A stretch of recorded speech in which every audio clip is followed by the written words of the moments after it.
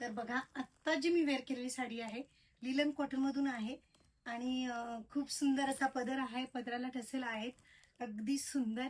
आणि साडी सुद्धा खूप चापून चोपून अशी बसतीये. तर मी एक पीस तुम्हाला खोलून दाखवते.